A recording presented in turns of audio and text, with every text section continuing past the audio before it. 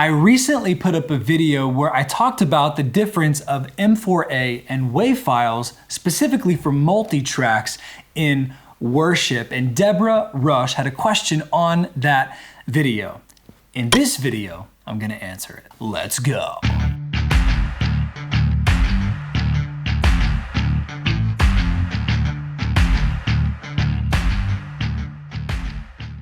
So first off, Debora, thanks so much for this question. I really do nerd out about this kind of stuff, so I'm kind of excited to research it and to talk about it. Now, this was the question. Does it make any difference quality-wise to upload it on platforms or radio stations, etc.?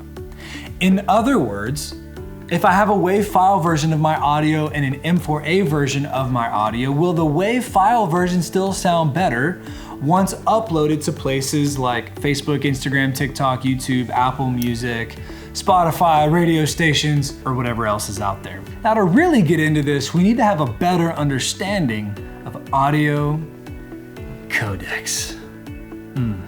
Prepare yourself. An audio codec is a computer program implementing an algorithm that compresses and decompresses digital audio data according to a given audio file or streaming media audio coding format.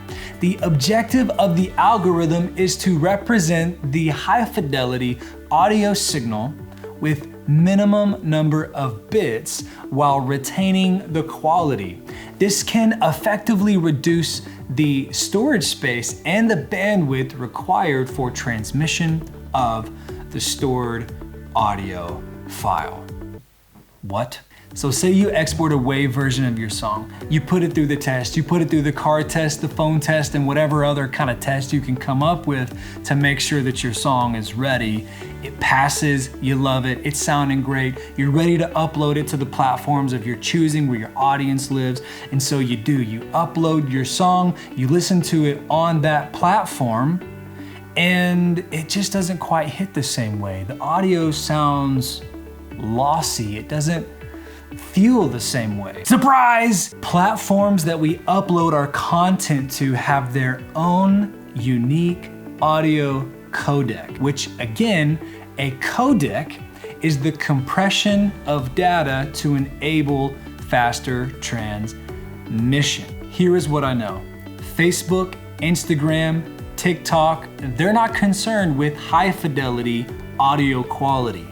They are more concerned with their users having instantaneous access to the content that they are scrolling through, which is why audio quality suffers on those platforms, because they compress audio the most so that it will load faster, enabling that faster transmission. The only reason that I still upload music to Facebook and Instagram is simply for this reason.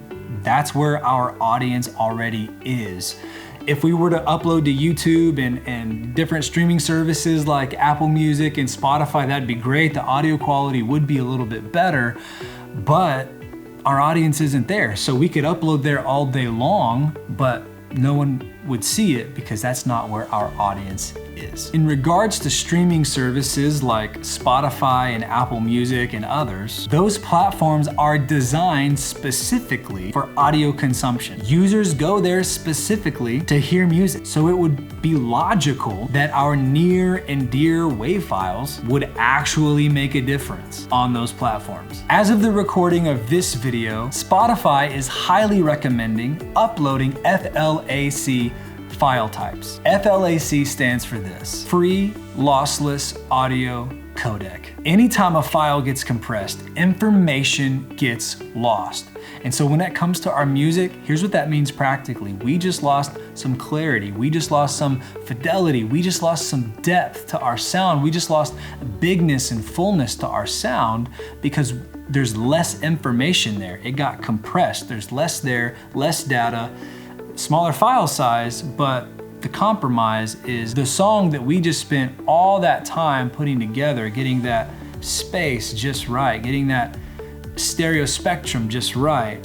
Some of that fidelity is now gone. With FLAC, however, it claims to have a smaller file size than WAV, so it does compress it a little bit, but it is called, in the name, a free lossless audio codec. So it's supposed to make the audio file smaller while maintaining lossless audio. So all of that clarity, the bigness, the fullness, the depth is supposed to remain intact, even with the smaller file size. So Spotify highly recommends these FLAC file types. Now, when you upload that to Spotify, after you do that, Spotify is gonna do a couple things. Number one, Spotify is going to make sure that your file isn't corrupt. It's gonna make sure that it's in a recognizable container, the container being WAV, M4A, FLAC, AIFF, there we go. MP3, AAC, there's all kinds of different containers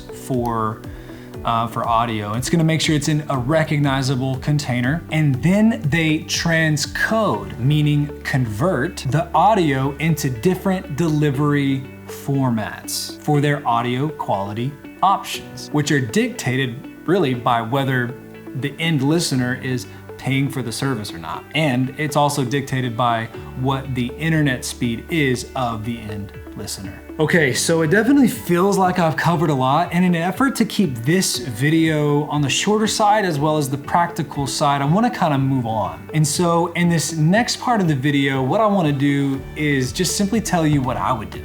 So again, the question was this: do the different file formats make any difference quality-wise when uploading to different platforms? The short answer is yes. However, each platform has their own unique audio codec. So no matter what kind of file you upload, each unique platform is going to use their unique codec to compress your audio down to conform to their standards. And in the case of music streaming services, the amount of compression applied to your precious audio is dictated by whether or not someone is paying for the service or not.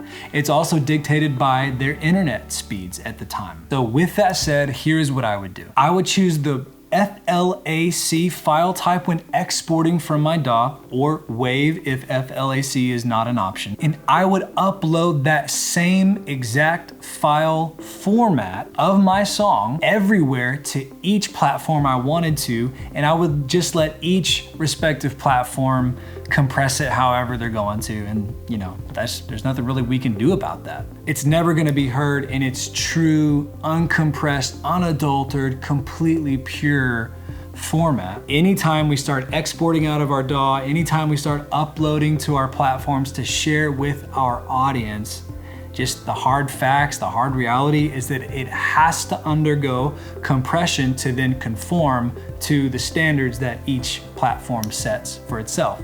Facebook, Instagram, TikTok, they want that fast access, they want instantaneous access to the content. YouTube's a little better. And then obviously the streaming services like Spotify and Apple Music, they're specifically designed for streaming music. People go there specifically for that. And so it's just expected that the audio quality is gonna be a little bit better. And it is, and it's only continuing to get better as internet speeds increase and as streaming services upgrade and update their offerings for us and listeners. Last thing I want to say is just again, thank you so much, Debora Rusch, for the question. I love getting to research this kind of stuff. I really do kind of live in this world of making sure that the audio and different creative elements that we're producing at the church I work at are as high quality as possible. So this was informative for me. And so again, thank you for the question, and hope it was helpful. And hey, I hope you have a great day. And I want you to remember this, that you were born with the message that someone else was born to hear. And it is your responsibility and your opportunity to share it with the world. So come on, do it today.